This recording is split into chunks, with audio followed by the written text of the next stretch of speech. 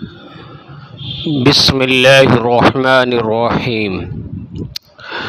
ملک شام کے اندر ایک صوبہ تھا حمص نام کا، اور اس حمص صوبے کا ایک شہر ہے صدوم۔ پرانے وقت میں یہ صدوم شہر جو تھا مالی اعتبار سے اور تجارت کے اعتبار سے اور معاشی اسباب کے اعتبار سے کافی خوشحال تھا۔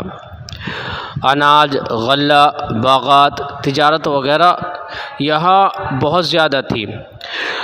یہ شہر کافی خوشحال تھا، اس وجہ سے اس کی خوشحالی اور اس کی آب و ہوا کے اچھا ہونے کی وجہ سے دیگر اطراف کے جو لوگ تھے وہ اس شہر میں مہمان بطور آیا کرتے تھے۔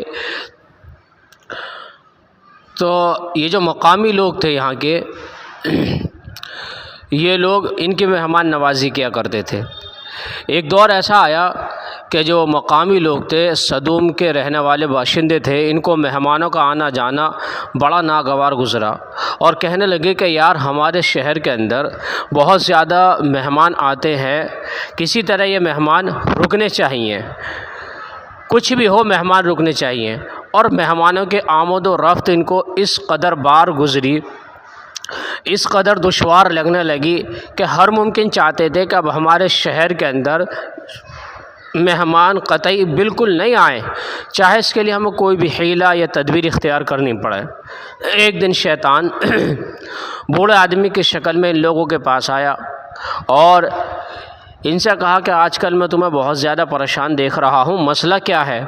کہنے لگے کہ مسئلہ کوئی نہیں، تجارتی اعتبار سے کوئی مسئلہ نہیں، مالی فراوانی بہت ہے، شہر کے اندر بہت خوشحالی ہے، ہر چیز کی ہر ضرورت یہاں موجود ہے، اس لیے ہمیں کوئی دقت نہیں ہے، بس ایک پریشانی ہے، اور وہ یہ ہے کہ ہمارے شہر کے اندر جو لوگ آتے ہیں مہمان بطور آتے ہیں، ہم ان کی مہمان نوازی کہاں تک کریں؟ ہمارے شہر کی آب و ہوا خراب ہو رہی ہے، ہم چاہتے ہیں کہ باہر کا کوئی بھی فرد ہمارے شہر میں قدم نہ رکھے۔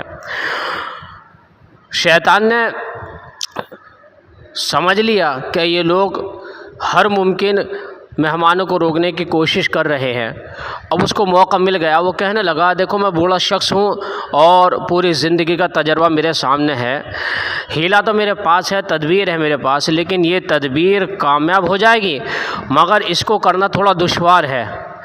اس تدبیر کو کرنا کہ جس کی وجہ سے مہمان نہ، اس کو کرنا تھوڑا دشوار ہے، مگر مہمان رک جائیں گے۔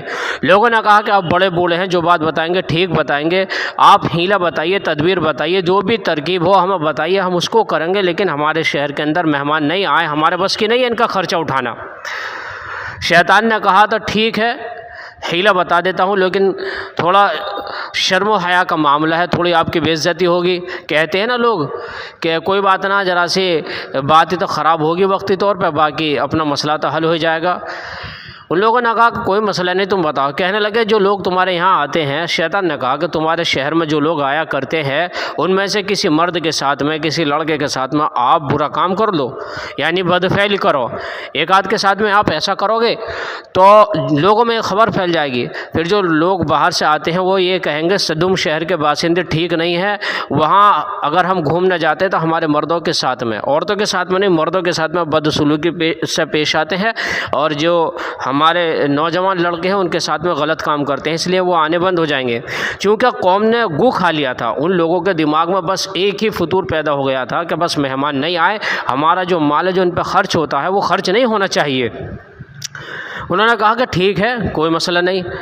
شیطان نے یہاں تو ان کے دماغ میں فطور پیدا کیا، اور اگلے وقت میں پھر ایک نوجوان حسین و جمیل لڑکے کی شکل میں خود مہمان بن کر آتا ہے ان کے پاس، اور وہاں ٹھہر جاتا ہے۔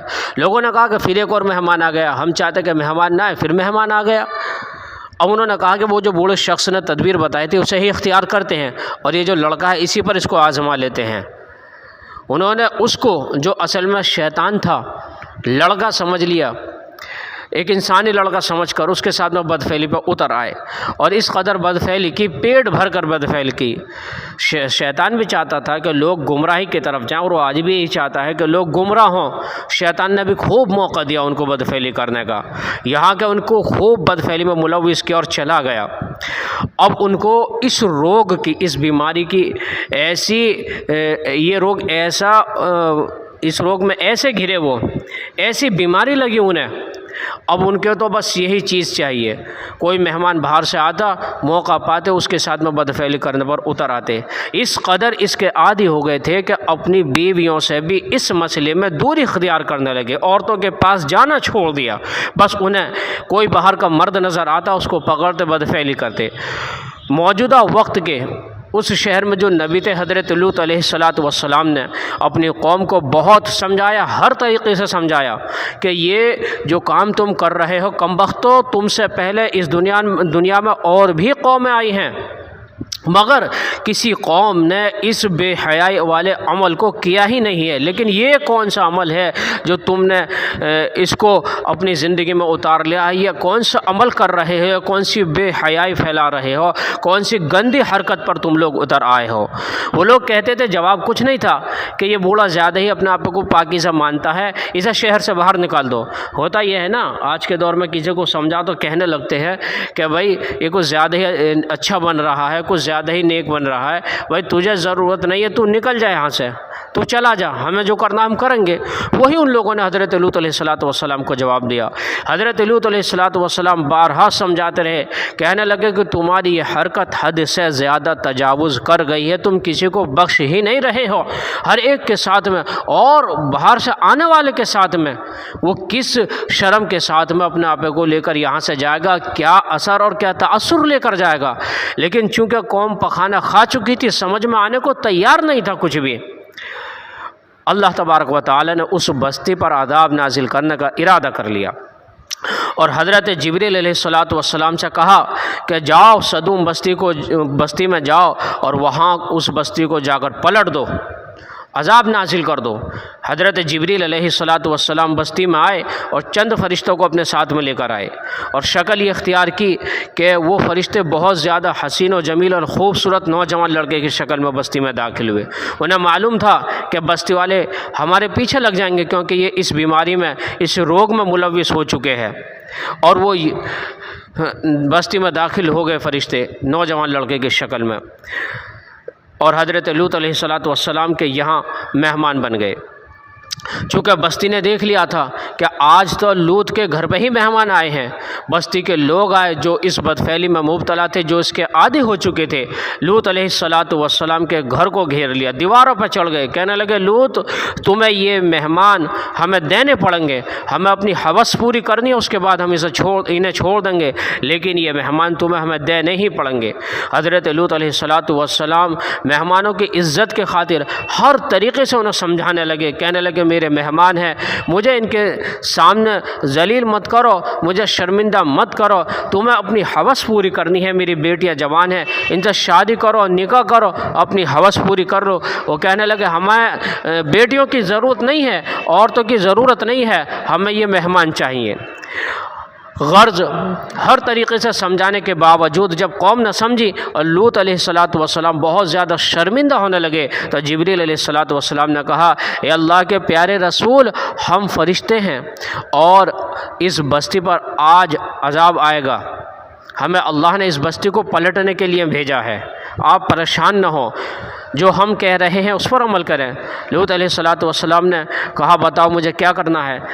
حضرت جبریل علیہ السلام جو انسانی شکل میں آئے تھے کہنے لگے آپ کو صبح ہونے سے پہلے اس بستی سے نکل جانا ہے، اور جو لوگ ایمان والے ہیں، آپ کی اطاعت کرنے والے ہیں، ان کو لے کے اس بستی سے نکل جاؤ۔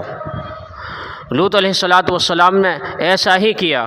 اسی قافلے میں جو حضرت لوط علیہ السلام لے کر نکلے تھے، ان کی بیوی تھی وائلہ نام کی، ان کی اہلیہ تھی جو منافقہ تھی۔ چونکہ وہ اس چیز کو، یعنی قوم جس بیماری میں مبتلا تھی، جس گناہ میں، جس جرم کو کرتی تھی، وہ اس کو پسند کرتی تھی کہ یہ جو مرد سے ملتے ہیں اچھا ہے، کوئی بری بات نہیں ہے۔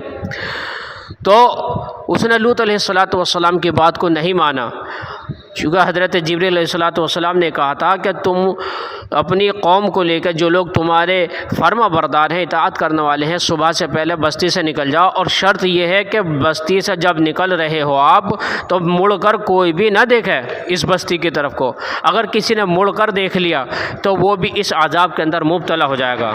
چونکہ حضرت لوط علیہ السلام کی جو بیوی تھی وائلہ، وہ اس چیز کو پسند کرتی تھی، چلتا حضرت لوط علیہ السلام کے ساتھ رہی تھی، لیکن حضرت لوط کی بات کو نظر انداز کر کے اس نے پیچھے مڑ کر دیکھا، عذاب نازل ہوتے ہوئے دیکھا۔ اس نے دیکھا کہ بستی آسمان کی طرف اٹھ رہی ہے اور آسمان سے پتھر برسے جا رہے ہیں۔ جیسے اس نے پیچھے مڑ کر دیکھا، ایک پتھر اس کے آگے لگا، وہ بھی وہیں ہلاک ہو گئی۔ تو اس چیز سے ہمیں یہ پتہ لگتا ہے کہ گناہ نہ کرنے والا گناہ میں ہی شریک نہیں ہوتا، بلکہ جو آدمی گناہ کرتا وہ تو شریک ہوتا ہی ہے۔ گناہ کو پسند کرنے والا، گنہگاروں کو، جو گنہگار کے عمل کو پسند کرتا ہے، جو کہ ناجائز عمل ہے شریعت کی نظر میں، جو آدمی کسی گنہگار کے گناہ کو پسند کرتا ہے وہ بھی ایسے ہی ہے جیسے اس نے گناہ کیا ہو۔ روایت میں آتا ہے کہ آسمان سے جو پتھر برستے تھے ان پتھروں پر مجرموں کے نام لکھے ہوئے تھے۔ وہ کہیں بھی بستی میں چھپ جائے، کہیں بھی چلا جائے، کدھر بھی اپنے آپ کو پناہ دینے پر مجبور ہو جائے، لیکن جس پتھر پر اس کا نام لکھا ہوتا تھا وہ پتھر اسی کو لگتا تھا اور وہ ہلاک ہو جایا کرتا تھا۔ حضرت جبریل علیہ السلام نے اس بستی کو اپنے پروں پر اٹھایا اور آسمان کی طرف لے گئے، اور وہاں سے بہت زور کے ساتھ میں اس بستی کو الٹا کر کے زمین کی طرف پلٹ دیا، اور وہ بستی زمین کے اندر دھس گئی۔ آج یہ عمل اس دور میں بہت زیادہ ہو رہا ہے، بلکہ بعض جگہ تو اس کو پاس کرانے کی بھی کوشش کی جا رہی ہے اور ہو بھی گیا ہے۔ لڑکی لڑکی کے ساتھ میں ملے، لڑکا لڑکے کے ساتھ میں ملے، اور بہت لوگ کر بھی رہے ہیں اور کرنے والے کر بھی رہے ہیں۔ لڑکا لڑکے سے شادی کر رہا ہے، لڑکی لڑکی سے شادی کر رہی ہے۔ حدیث شریف کے اندر آتا ہے کہ اگر کوئی عورت دوسری عورت کے ساتھ میں اپنی شرمگاہ کو رگڑتی ہے، ملاتی ہے، تو وہ بھی زنا کر رہی ہے۔ اللہ تبارک و تعالی ہم سب کو عمل کرنے اور سمجھنے کی توفیق نصیب فرمائے۔ ہمارے نوجوانوں کے اندر یہ وبا پھیل رہی ہے، مزید ایک وبا اور زیادہ پھیل رہی ہے، اور وہ یہ ہے کہ ہمارا نوجوان اپنے ہاتھ سے اپنی جوانی کو برباد کر رہا ہے۔ اللہ تعالی ہمیں ان گناہوں سے محفوظ فرمائے، آمین۔